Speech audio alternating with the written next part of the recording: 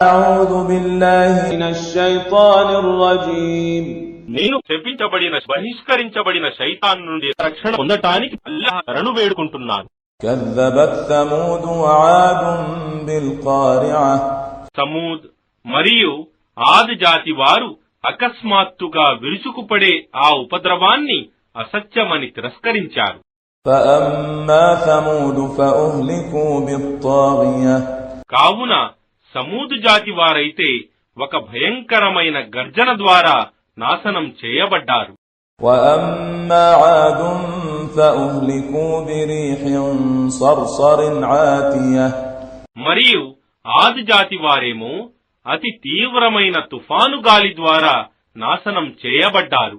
سخرها عليهم 7 ليال و8 أيام حسوما فترى القوم فيها صرعى كأنهم أعجاز نخل خاوية ఆయన అల్లాహ్ దానిని వారి మీద 7 రాత్రులు మరియు 8 పగళ్ల వరకు ఎడతెగకుండా ఆవరింపజేశాడు.